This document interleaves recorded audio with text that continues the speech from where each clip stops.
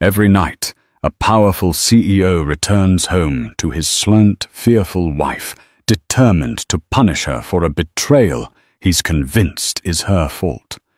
He believes she's the reason his empire teeters on the brink, and his cruel anger knows no bounds. But in the midst of his fury, an astonishing discovery brings his rampage to a sudden halt, a small birthmark on her back.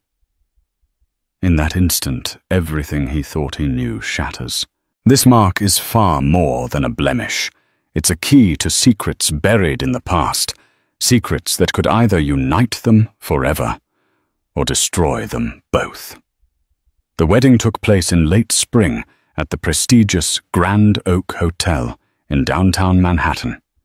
A lavish ceremony that made the society columns and garnered the attention of influential power players. The groom, Lucas Harrington, was the newly appointed CEO of Harrington Enterprises, one of the fastest rising investment conglomerates in the country. The bride, Eloise Morgan, was known for her quiet beauty and the faint trace of anxiety always shimmering behind her deep brown eyes. On the surface, everything glimmered with opulence, a hand-embroidered pearl-studded wedding gown for her, a bespoke tuxedo from Savile Row for him. Giant crystal chandeliers caught every glint of the bride's diamond tiara. Over 400 guests filled the ballroom, from foreign dignitaries to local celebrities, all eager to witness the union. The press fluttered outside like hungry moths, capturing photos of the glamorous couple. To the unsuspecting world, this was the merger of two distinguished families, united in both love and business ambition. Eloise's father, Joseph Morgan, owned one of the largest shipping lines on the East Coast, while Lucas's late father, Martin Harrington, had built a real estate empire that stretched from the heart of Manhattan to the sun-soaked shores of California. But behind the beauty of that special day, cracks already formed in the foundation of the Harrington-Morgan alliance. The marriage was not driven by affection and longing. It was a carefully arranged transaction, sealed by a handshake between Joseph Morgan and the late Martin Harrington, months before his untimely passing. That arrangement had been designed to secure alliances, consolidate power, and bolster the fortunes of both families. Eloise arrived at the altar, shaken by dread she could not articulate. She barely knew Lucas. Their encounters had been limited to a handful of stilted lunches, overshadowed by the gravity of their family's arrangement. He was polite but detached, seemingly consumed by the demands of his blossoming corporate role. She couldn't recall a single moment when he had looked her in the eyes with genuine fondness. To her, he was an enigma, with a perpetual storm cloud behind his handsome features. When they exchanged vows, Lucas spoke in a slow, composed tone, never quite meeting her gaze. He emphasized honor and duty, but the word love seemed to catch awkwardly in his throat. Eloise's voice trembled her answer barely above a whisper as she forced herself to vow forever. An uneasy hush floated over the crowd, soon swallowed up by triumphant organ music. After the ceremony, guests applauded toasting with top-shelf champagne. Lucas and Eloise performed the practiced routine of cutting the towering wedding cake, dancing under the swirling lights, and posing for photos.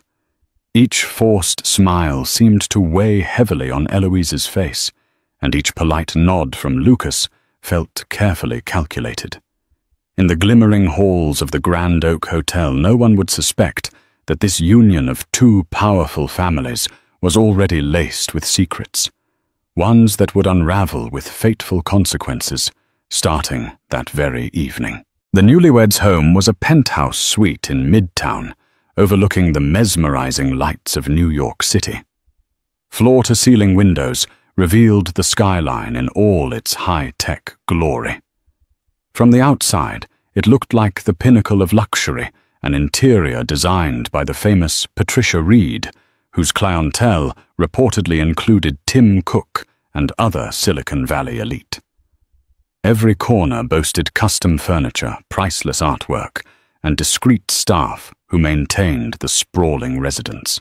Yet in this architectural masterpiece, Eloise felt stranded in the shadows.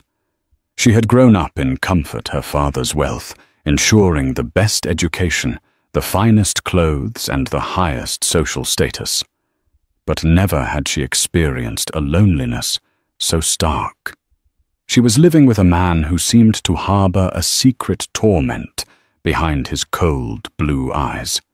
Each night, Lucas retreated into his study, leaving his wife alone in a silent world of unanswered questions.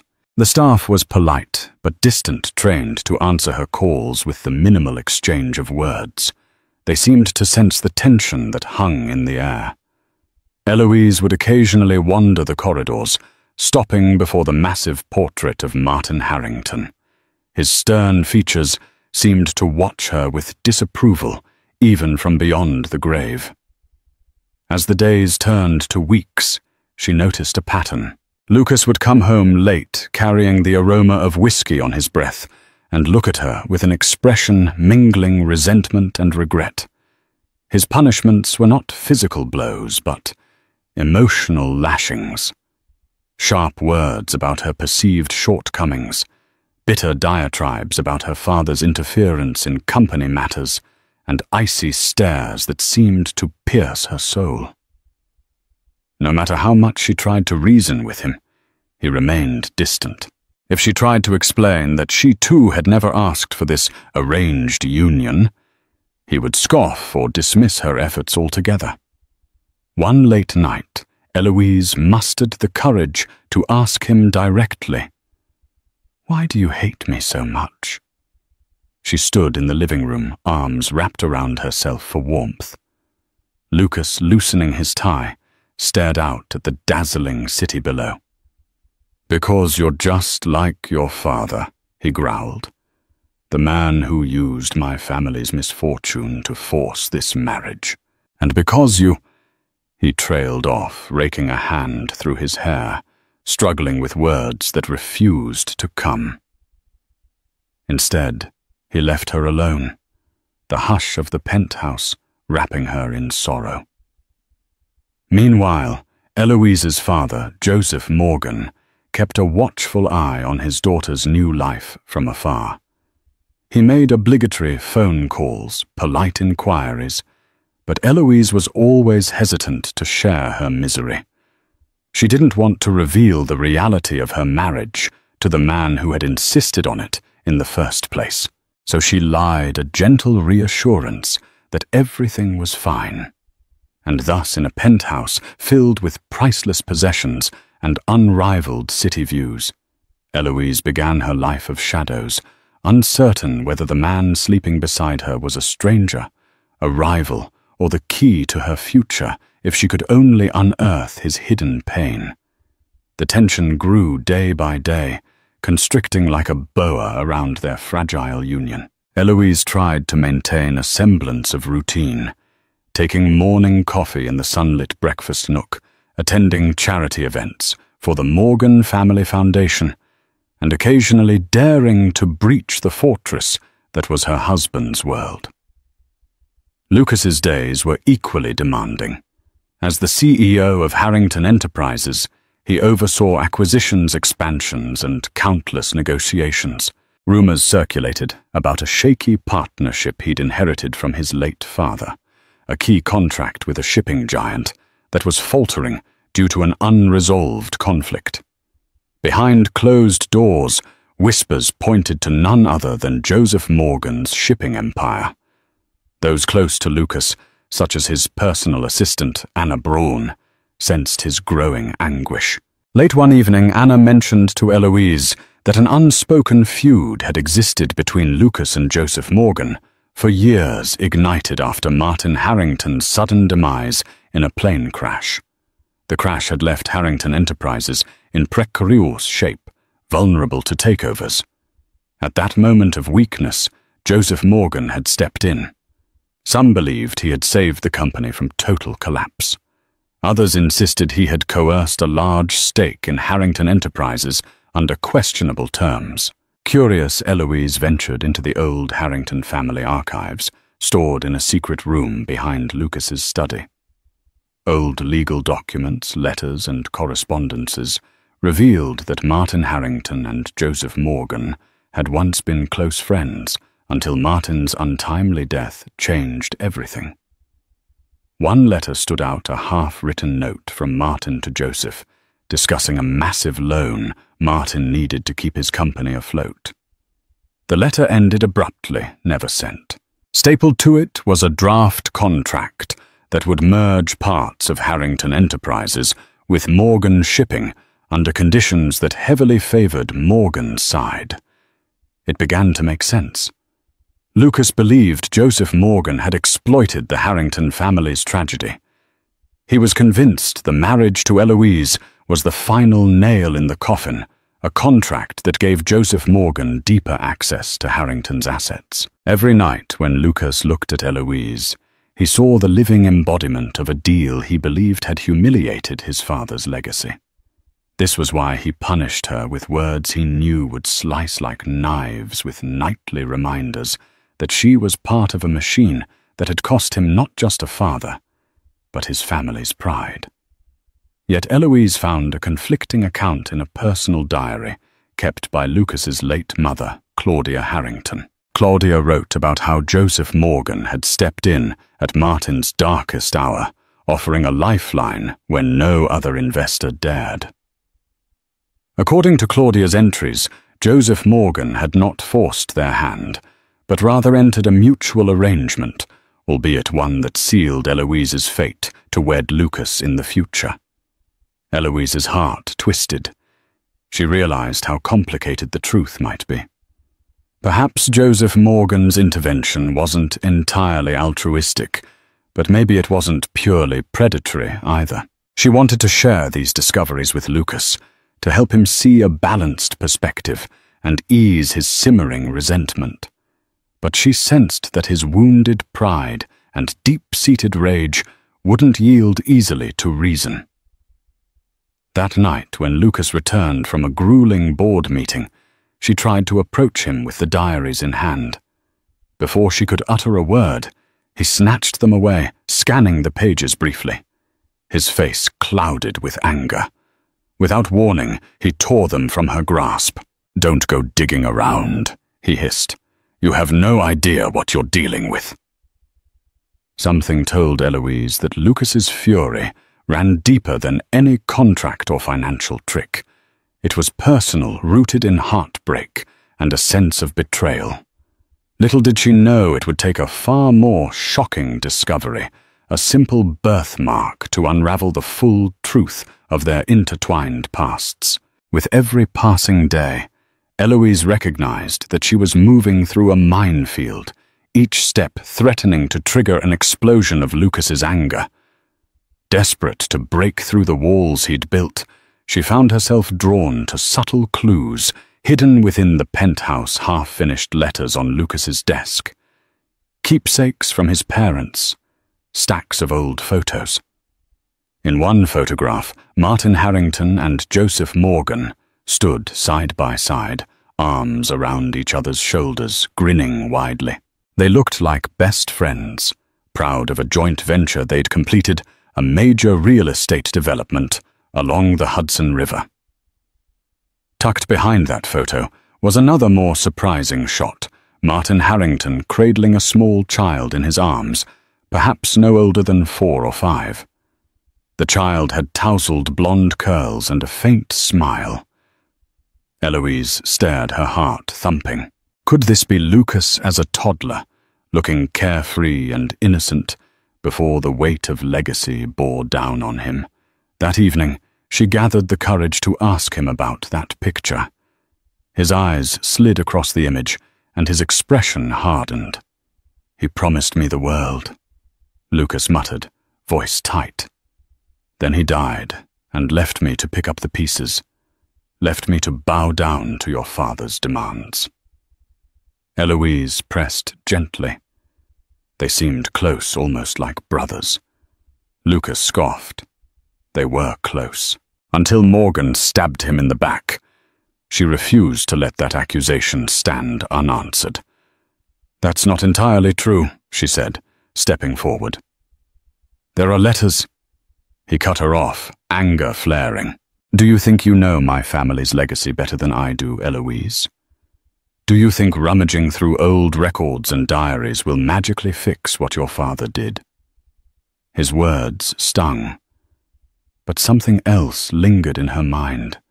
The knowledge that Joseph Morgan had once risked a huge chunk of his shipping empire to bail out Harrington Enterprises.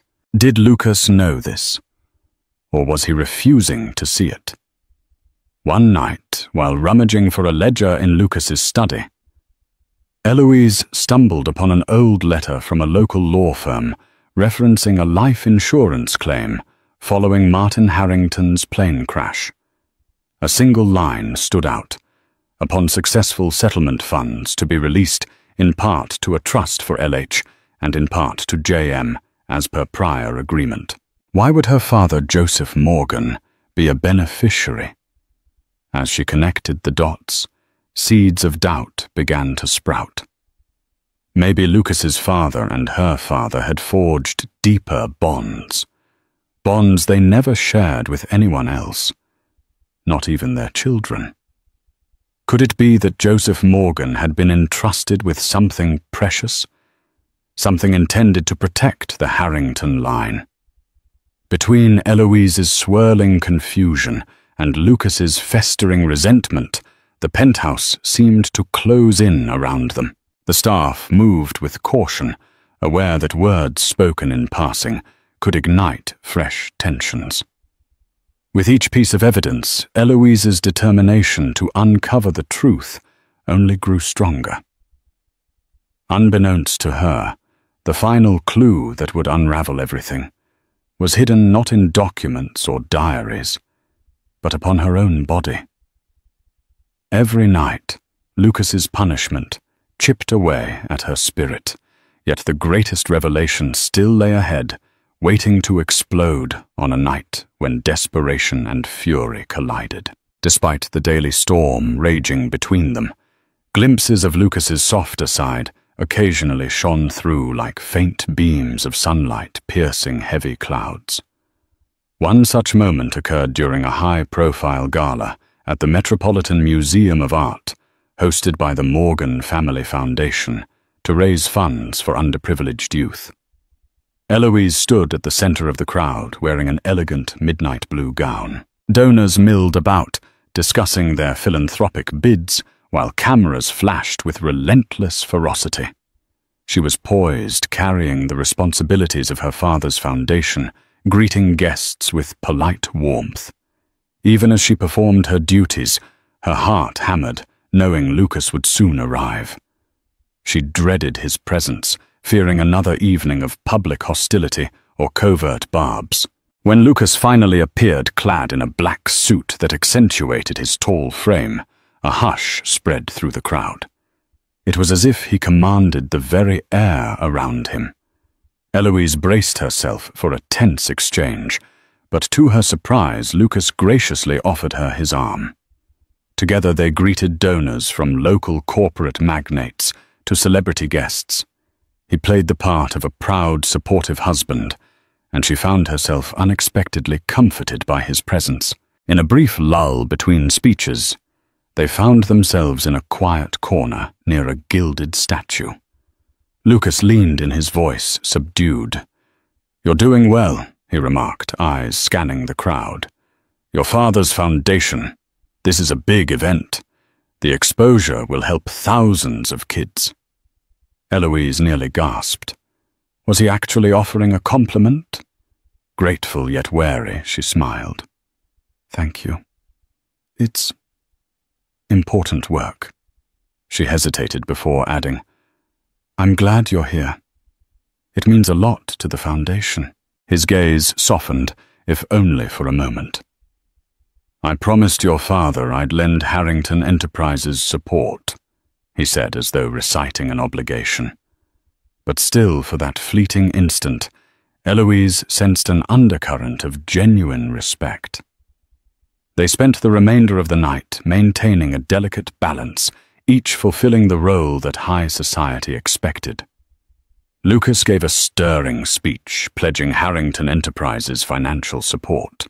The applause was thunderous, the press capturing every second.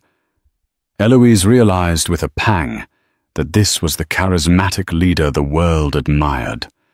Could this man who spoke with such passion for philanthropy truly be the same one who tormented her each night? Back in the penthouse after the gala, Eloise mustered the courage to speak softly to him. "Tonight, you were different. I appreciate how you handled everything." Lucas shrugged off his suit jacket and said nothing for a long beat. Then, with a fleeting hint of regret, he confessed, "I'm not a monster, Eloise. There's a lot I can't forget." Before she could respond, he turned away, leaving her standing in the dimly lit foyer, with more questions than answers.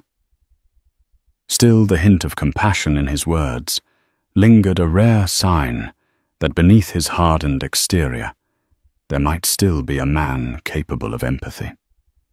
The thought gave her a glimmer of hope, even though she knew the punishments were far from over.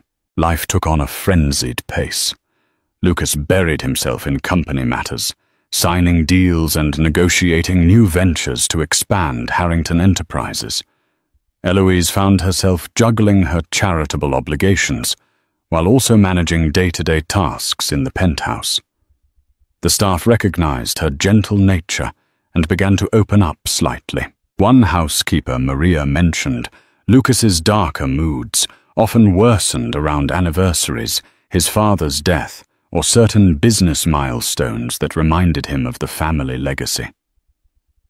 During one particularly heavy rainstorm, lightning slashed the sky outside the penthouse windows, framing the city in stark contrast.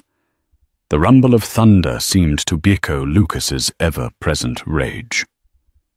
That evening he came home well past midnight, drenched from the downpour, his expression carved from stone. Eloise, concerned, asked if he was all right. Lucas responded with a piercing stare. "We lost an important shipping contract today," he said flatly. "Your father struck a better deal with a rival company. We're at risk of losing millions." Eloise's heart dropped. She had no clue about the specifics of the shipping arrangement. Her father had never discussed it. She tried to offer consolation. "I can speak to him." "Don't bother." Lucas snapped water dripping from his hair. "He's doing this on purpose. This is how he exerts control, by dangling contracts, threatening to withdraw them unless I comply with his every demand. And you're just one more piece of leverage in his game." Stung. Eloise tried to remain calm. "I'm not leverage, Lucas. I'm your wife." His laugh was cold. "In name, yes. Do you think I can just forget how your father manipulated my family? How your inheritance ensures he has a stake in Harrington Enterprises? Every time I look at you, I see the noose around my neck tightening." Tears threatened to well up, but Eloise forced them down. "I had nothing to do with those deals. I want to help." His voice trembled with rage. "Help. The only help I need is for you and your father to stay out of my life." Lightning flashed again, illuminating the penthouse in a white glare. It struck Eloise in that instant that she was watching a man unraveling under colossal pressure. He was wounded perhaps more than she could understand, carrying guilt and fury that twisted him into someone unrecognizable. That night, she cried herself to sleep in the guest bedroom, not daring to join him in the master suite. Rain pummeled the windows as though nature itself raged in sympathy with Lucas's turmoil. In the coming days, the tension worsened. Board members grew anxious over the shipping fallout, and Eloise's father remained characteristically tight-lipped. The staff walked on eggshells, whispering rumors about layoffs and lawsuits. Eloise sensed a crescendo building a moment when all the pain and anger would explode in a confrontation that neither she nor Lucas would be able to escape. And as fate would have it, that confrontation loomed on the horizon, hidden beneath a revelation she never could have predicted. Eloise found herself brooding for answers. Frustrated by Lucas's refusal to engage in a genuine conversation, she reached out to an old friend of the family, James Whitman, a retired lawyer who had served as an advisor to both the Harringtons and the Morgans for years. Over a cup of tea in his Upper West Side apartment, James hesitated before sharing what he knew. They were close, James said of Martin Harrington and Joseph Morgan, closer than most realize. Their business deals were always fair initially, but after Martin's death, Joseph moved fast. Some believed it was opportunistic. Others, like me, suspected there was more to it. Perhaps a promise he wanted to keep, or a responsibility he felt. What responsibility? Eloise asked, her mind racing. James sighed. I can't say for certain, but your father once confided in me that he owed a debt to Martin, something more personal than money. He never explained it fully, and I never pressed. But I do recall him mentioning the importance of you and Lucas being together. He said it was the only way to honor our promise. I assumed it was some vow they'd made when you two were children. Eloise left James's apartment with more questions than answers. Her father's silence and Lucas's accusations seemed two sides of a puzzle missing its central piece. That evening, she resolved to confront her father directly. She called Joseph Morgan at his estate, only to learn that he was leaving for a business trip to Singapore the next day. She demanded a meeting before he departed, so he reluctantly agreed to see her at Morgan Shipping's Manhattan office. Sitting in the office's grand reception room, a place with polished marble floors and towering sculptures, Eloise felt an unease swirl in the pit of her stomach. Her father appeared wearing a crisp grey suit, his usually warm eyes now guarded. Eloise, he greeted, voice laced with caution. What's so urgent? She breathed deeply. Father, I need the truth about the deal with the Harringtons. Lucas believes you manipulated them into this marriage and that you're now undermining his company. Is that true? Joseph Morgan's gaze shifted. There are layers to the situation. I never intended for you to be unhappy. That's not an answer, she insisted, frustration filling her voice. You keep secrets and I'm the one suffering in that penthouse. He punishes me every night thinking I'm your pawn. Her father paused, then murmured, I did what I had to do to protect both families. Martin and I had an understanding. He placed a hand on hers. Let me handle Lucas. I'll speak to him, set the record straight. But Eloise shook her head. No, I need to know exactly what I'm in the middle of. Reluctantly, he confessed that Martin Harrington had once saved his life during an industrial accident at a construction site in Newark. He pulled me out from under a collapsed beam. I was pinned, and if he hadn't risked himself, I'd be dead. When he passed away, I vowed to watch over Lucas like he watched over me. But Lucas's pride complicates everything. Stunned, Eloise absorbed his words. If her father's story was true, then Lucas had no clue of the depth of friendship between their fathers. Did that also connect to the debt her father mentioned to James Whitman? She pressed further, but Joseph Morgan only tightened his lips. Some matters are best left in the past, he concluded. Leaving her father's office, Eloise couldn't shake the feeling that she was standing on the precipice of a monumental discovery. One more secret, one more hidden truth might finally bring the entire tragedy into focus. Little did she know that the final puzzle piece had been with her all along, etched onto her skin. A birthmark she scarcely even remembered. Eloise sat curled in the corner of the penthouse library, the storm outside echoing the turbulence within her. The rain tapped softly against the floor-to-ceiling windows like a metronome to her racing thoughts. A dim reading lamp cast a golden glow across open diaries and scattered letters. Claudia Harrington's looping cursive, delicate but urgent, filled the pages before her. Martin can't believe it, Eloise has an identical mark to the one he was born with. Her breath hitched as she read the line again. Claudia had seen the same crescent-shaped birthmark on Eloise that had marked Martin Harrington's shoulder since birth. The same birthmark Lucas bore faint memories of. The same one Eloise had grown up with, always assuming it was just a curious quirk of genetics. But now it was something more. Something that might hold the key to a history neither she nor Lucas fully understood. She leaned back in the leather chair, the weight of generations pressing on her. Was this what her father and Martin had kept secret? Was her marriage not a merger of companies, but a quiet binding of something much older and deeper?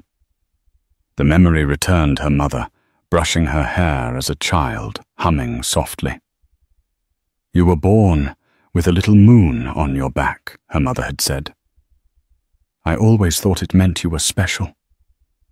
Eloise hadn't thought of it in years, but now it felt like a puzzle piece she hadn't known was missing. Across the penthouse, Lucas's voice drifted down the hall. Harsh clipped he was on the phone again, likely with another executive panicking over the latest corporate tremor.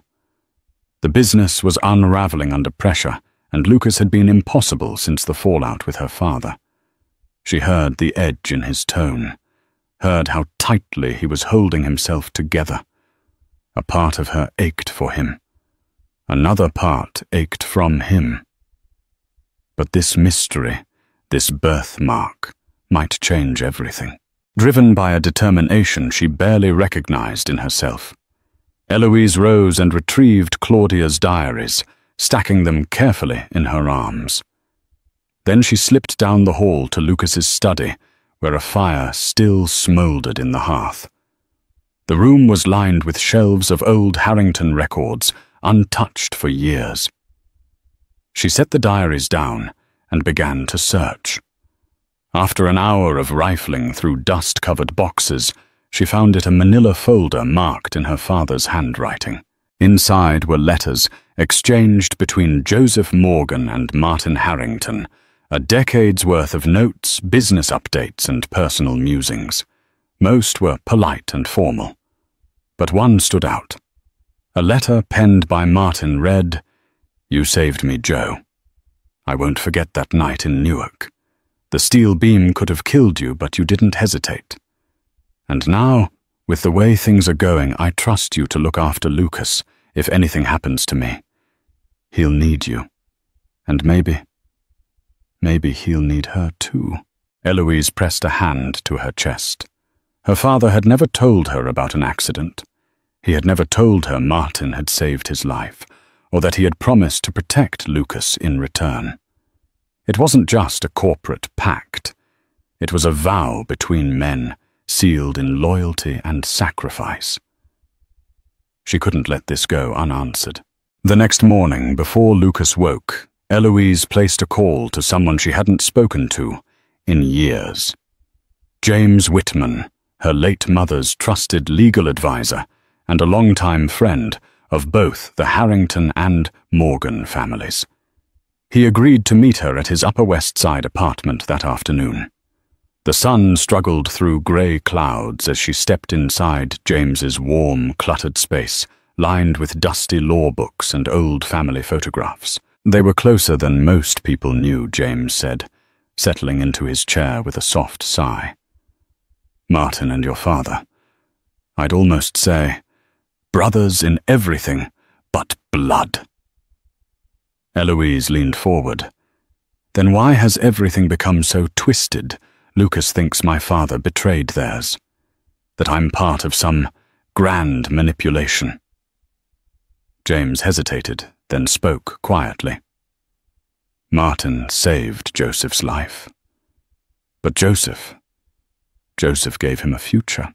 After Martin's death, your father made sure Harrington Enterprises didn't collapse. People saw it as opportunism, but it wasn't. Joseph felt he owed Martin everything, and he made a promise to keep Lucas from ever feeling alone. She frowned. But what about the marriage? Why force that? James looked away. Joseph once told me the only way to honor the bond between them was to bring the families together permanently. He didn't believe in half measures, so they arranged everything.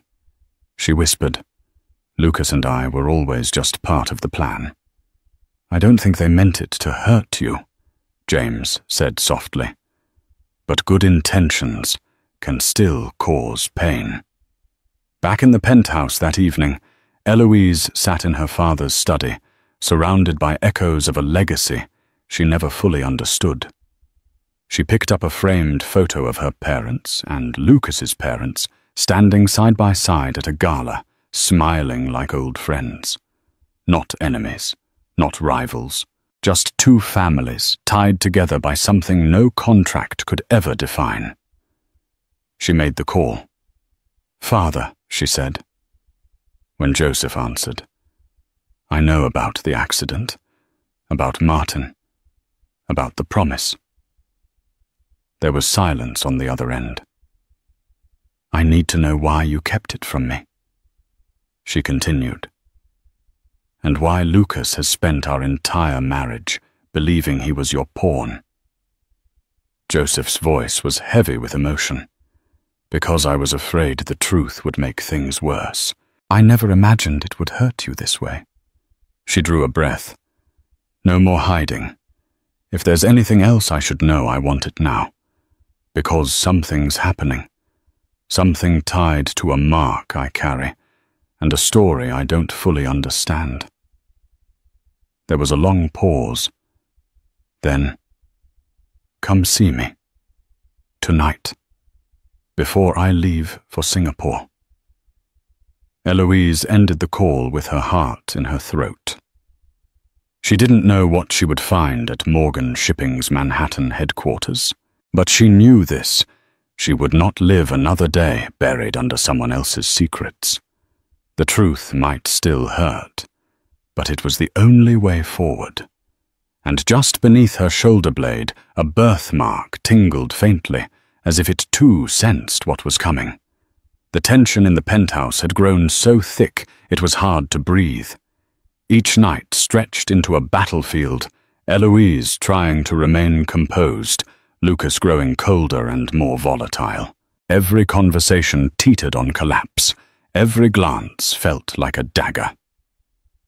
But beneath the chaos, Eloise held onto a single thread: the birthmark, the one she hadn't thought about in years, the one Claudia Harrington had called an angel's touch. And tonight that thread would unravel everything. Dinner had been a disaster. Lucas had stormed into the dining room, already angry.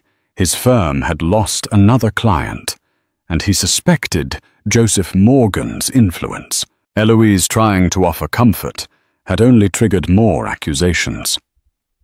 "You knew, didn't you?" Lucas snapped. "About your father's backdoor meetings with our investors. I didn't even know they existed," she fired back, her voice trembling not with fear, but fury. "Don't play innocent. You always play the victim, but you're as much a weapon in his hand as those contracts are." That was the final straw. Eloise shoved back her chair, the legs screeching against the marble floor. "Enough," she hissed. "I've taken your wrath, your blame, your cold punishments. But if you're going to keep accusing me, then you're going to have to face something real for once." Before he could react, she strode towards the fireplace and yanked off the silk robe draped around her shoulders, revealing the pale slip beneath. With a shaking hand, she turned around, pulling the fabric down just enough to expose her upper back. "Look at it," she said, voice hoarse. "The birthmark. Claudia wrote about it in her diaries. The exact same one your father had. The same shape, the same place. If you won't believe my words, then believe what's been written into my skin since the day I was born." Lucas froze. There, just beneath her left shoulder blade, was a small, distinct crescent-shaped mark. The air left his lungs. His gaze locked onto it, disbelief darkening into confusion, and then something deeper, fear. He stepped forward slowly, as if the room had shifted into a different gravity. With a trembling hand, he reached out his fingers, hovering above the mark, before gently pressing against it. The contact was electric. Not sensual, not possessive, but charged with the weight of something sacred. He saw it clearly now. Not just the mark, but the memory. A photograph. A beach trip. His father, Martin Harrington, shirtless in the summer sun, laughing beside a young Lucas. That same crescent birthmark visible just above his shoulder blade. The world tilted. Eloise turned around, eyes wide but unwavering. "Claudia called it fate," she whispered. "She said Martin believed I was connected to your family somehow.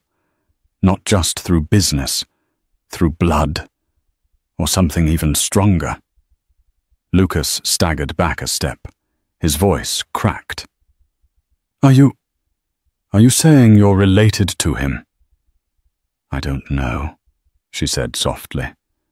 "But Claudia clearly thought it meant something, and your father, he insisted to mine that our marriage had to happen.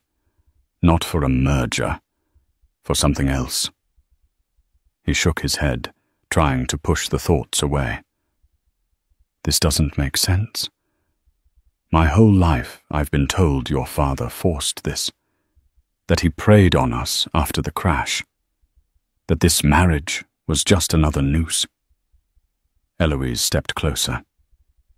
"Maybe your father and mine were trying to protect something, not destroy it. Maybe all these years you've been fighting the wrong war." The words hit like a thunderclap. Lucas turned away, pacing toward the window, the city lights flickering below like distant stars. For months he had nurtured his anger like a fire. He had used Eloise as a scapegoat, punishing her for sins that now seemed uncertain. His voice, when it returned, was hoarse. "Why didn't you tell me sooner?" "Would you have listened?" she asked without accusation. Just honesty. He didn't respond.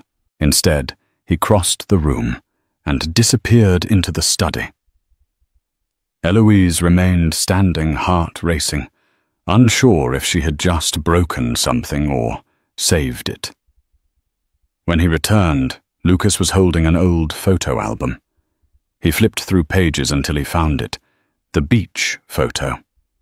He held it up wordlessly. Eloise stepped close, peering at the picture.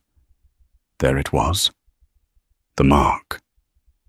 The same mark on Martin's shoulder that now lived on hers.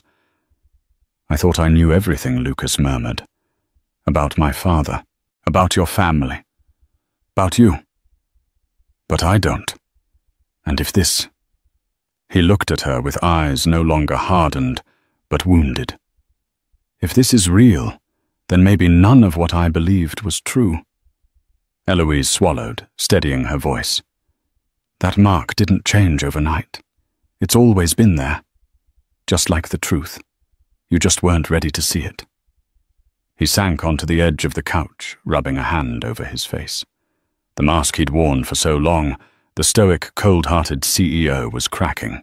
"I don't know what to believe anymore," he confessed. She moved beside him, keeping her distance, but sitting close enough that their silence became shared. "You don't have to figure it out in one night," she said. "But you have to stop punishing me for your pain." Lucas didn't speak again. He just nodded. For the first time in months, they sat in the same room, without a wall of rage between them. A fragile peace born not from forgiveness, yet but from recognition. Recognition that something far more profound had been buried beneath their hatred all along. The birthmark wasn't just a symbol of fate or legacy. It was a crack in the damn one that let the light in. The silence after the birthmark revelation was deafening. Lucas sat alone in the master bedroom, the weight of the moment pressing down like lead. The image of that crescent-shaped mark on Eloise's back burned into his mind. It wasn't just a coincidence. It couldn't be. Every insult he had hurled, every night of cold contempt, it all unraveled in the shadow of that one fragile truth. Eloise had retreated to the guest room, exhausted from their confrontation. She didn't cry this time. She had none left to give. She simply stared at the ceiling, whispering the same question over and over. What does this mean for us now? The next morning, Lucas didn't storm off to work or retreat into his study like usual. Instead, he stood in the hallway, staring at a manila folder in his hands, one he hadn't touched in years. Inside were old photographs, letters and newspaper clippings, mementos from a life before bitterness took root. He flipped through images of his father at various ages on a yacht with business partners, shaking hands at ribbon-cutting ceremonies, beaming beside a young Lucas in front of their old lake house. But one photo made his breath hitch. Martin Harrington, shirtless at a beach, laughing mid-run. There just beneath his left shoulder blade was the same crescent birthmark. Lucas's heart pounded. Claudia hadn't lied. She'd recorded it in her diaries with almost spiritual reverence. He remembered the entry Martin called it, an angel's touch, the mark of destiny. The same mark now existed on Eloise. But how? What was it supposed to mean? Driven by the storm brewing inside him, Lucas dug deeper. He scoured Claudia's diaries, some he hadn't opened since the funeral. Hidden in the folds of her last leather-bound journal, he found an odd entry. Martin always believed the universe tied us together in ways we can't fully understand. He saw Eloise as something sacred, a sign. He and Joseph made a promise, then one I never fully agreed with, but came to accept. Their bond, it was stronger than blood.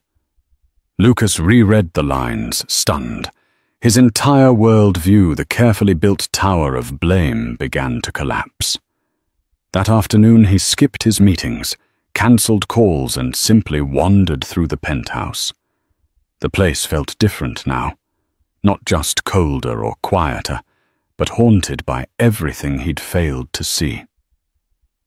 When Eloise returned from a meeting at the foundation, she was surprised to find him in the library, pacing.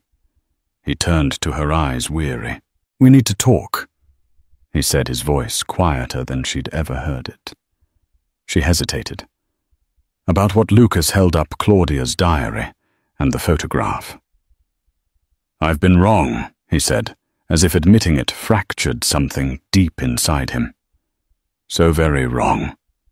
Eloise moved closer, but said nothing, letting him continue. "I believed your father forced my family into submission. I believed you were part of that manipulation. But the truth..." He swallowed. "It's more complicated. Martin and Joseph. They weren't enemies. They were bonded in a way I didn't understand until now. I thought my pain justified everything I did. But I see now. I hurt you for no reason." Tears welled in her eyes. "You punished me for being a symbol of something I didn't choose."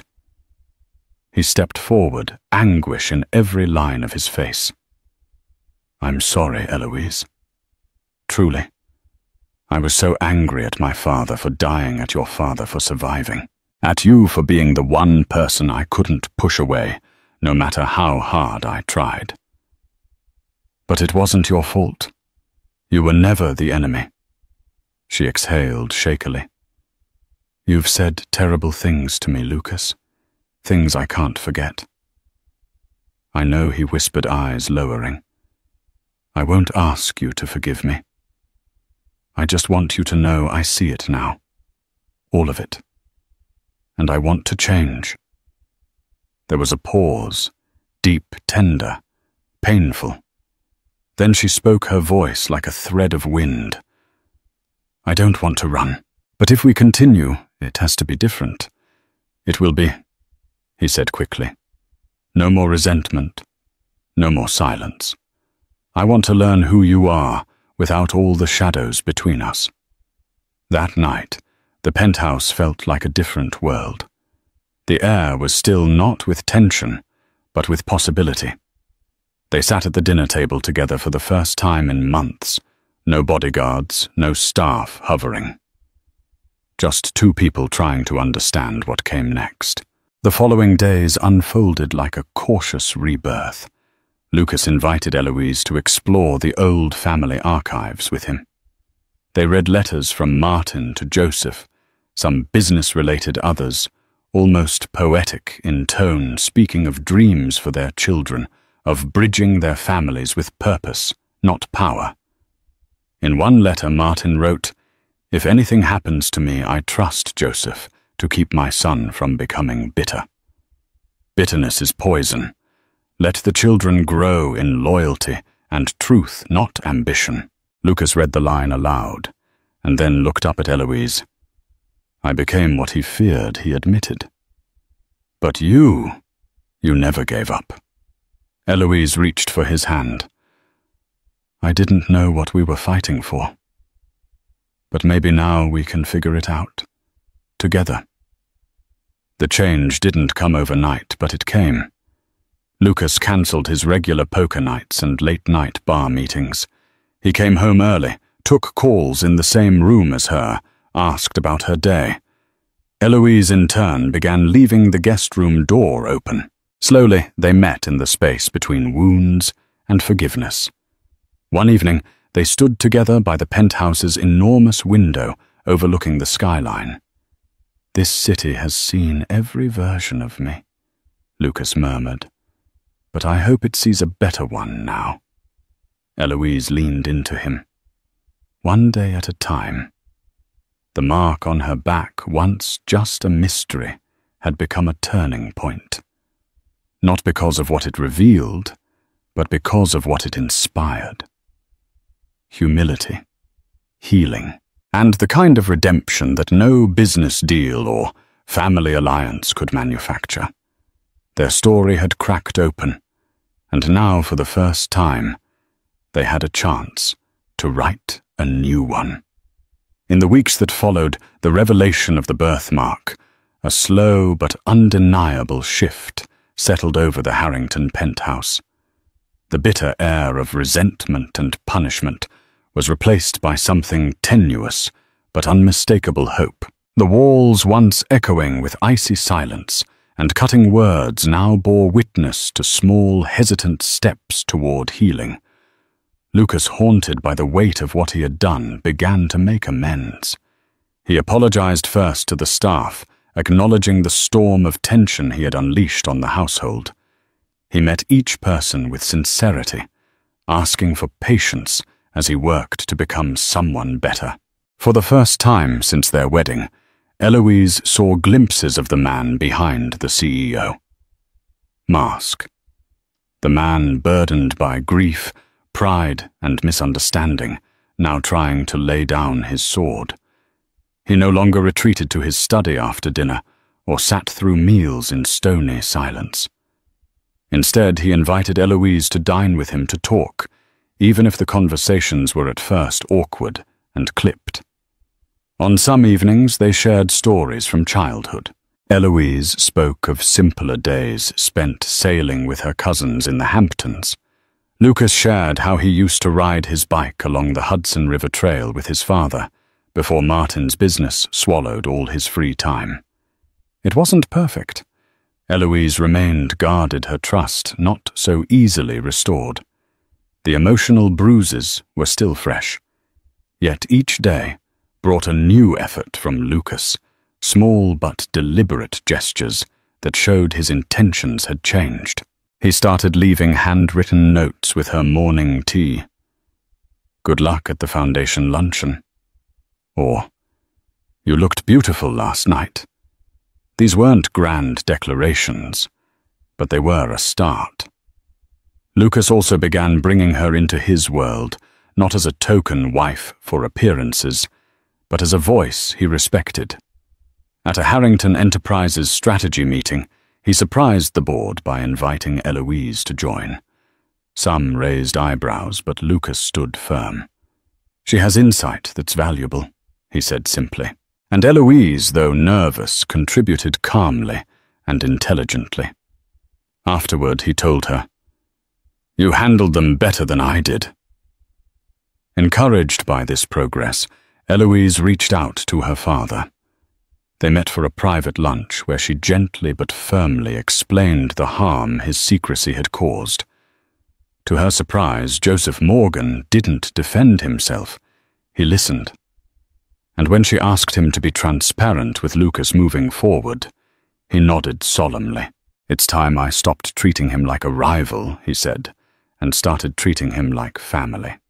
A few weeks later, Lucas proposed a trip, just the two of them, to the old Harrington estate in Connecticut. It was a place he had long avoided, steeped in memories of his father's absence and his own resentment. But this time, he wanted to confront those ghosts, not run from them. The estate was still majestic, despite years of neglect. The wide veranda overlooked green pastures, framed by old oak trees. Inside, the air smelled faintly of cedar and dust. They wandered the halls together, rediscovering a space frozen in time. In one upstairs bedroom, Eloise found a forgotten music box. Its lacquer cracked the ballerina inside, still twirling to a soft lullaby. The box had once belonged to her mother, gifted by Martin, inscribed simply, "For the woman who believed in our dream." In the study, Lucas unearthed a stack of letters Martin had never sent, notes full of hope about the joint ventures he and Joseph Morgan envisioned. In one, Martin wrote, "Our children will carry this forward, Joe. They'll do better than we did." Lucas read the words aloud, his voice thick with emotion. For the first time, Eloise saw tears in his eyes.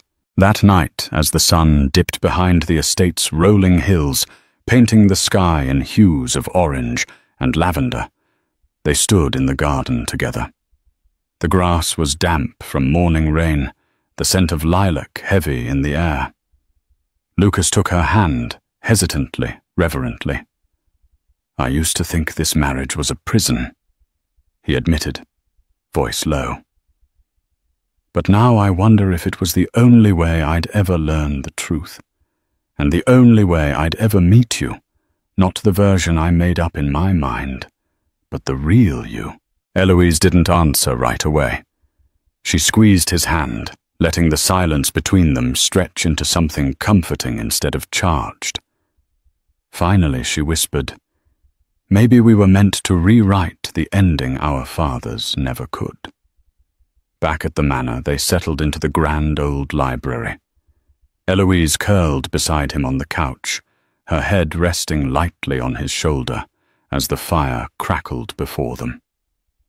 Lucas traced the edge of her hand with his thumb, his movements gentle, deliberate. "Whatever comes next," he said, "I want to face it with you." "For us," she replied softly, echoing the words he had spoken once before. "Not for them. For us." Their road ahead would not be easy. Scars remained, and some wounds would take time to heal. But for the first time since their wedding day, the future didn't feel like a sentence. It felt like a beginning. The story of Lucas Harrington and Eloise Morgan reminds us that sometimes the darkest paths lead us toward the brightest revelations. Their marriage began as a brittle contract hollow vows, spoken beneath the scrutiny of corporate ambition. Yet beneath the layers of anger and misunderstanding lay hidden truths that transcended any mere business alliance. A single birthmark shattered their illusions, unveiling legacies of loyalty and sacrifice. When hatred became empathy, the bonds that once threatened to destroy them began to heal. If you were moved by the twists and turns in their journey, if you found yourself rooting for their redemption, please remember to like, share, and subscribe to this channel. By doing so, you help us continue to bring powerful, unforgettable stories to life, each one brimming with the drama, intrigue, and hope that captures the human heart. Thank you for joining us on this remarkable journey.